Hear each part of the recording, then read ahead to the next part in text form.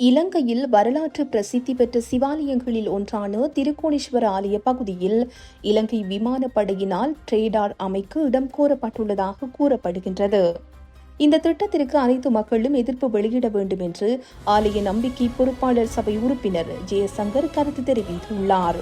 இது தொடர்பில் அவர் மேலும் தெரிவிக்கையில், திருக்கோணேஸ்வர ஆலய நம்பிக்கை பொறுப்பாளர் சபையின் முதலாவது அங்கத்தவராக நான் இருக்கின்றேன். அத்துடன் ஆலயத்திற்கு 40 வருடங்களுக்கு மேலாக சேவையாற்றி வருகின்றேன்.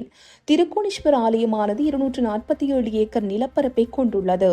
இதற்கு பிரித்தானிய ஆட்சியில் வழங்கப்பட்ட CB 217 என்ற இலக்கம் கொண்ட செம்பூர்தி இந்தியாவில் உள்ள ஆதினம் ஒன்றில் இன்னமும் பாதுகாப்பாக இருக்கின்றது.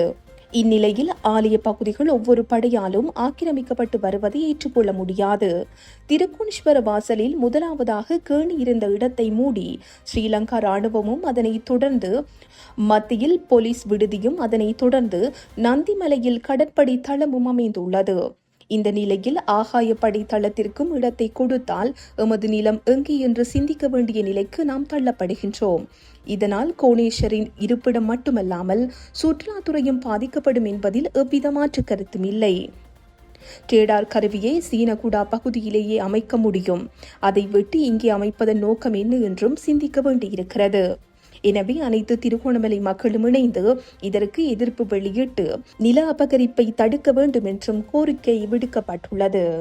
இந்த செய்தி உள்ளிட்ட மேலதிக விரிவான செய்திகளுக்கு www.behindmenews.org என்ற எமது இணைய பக்கத்தினை பார்வையிடவும்.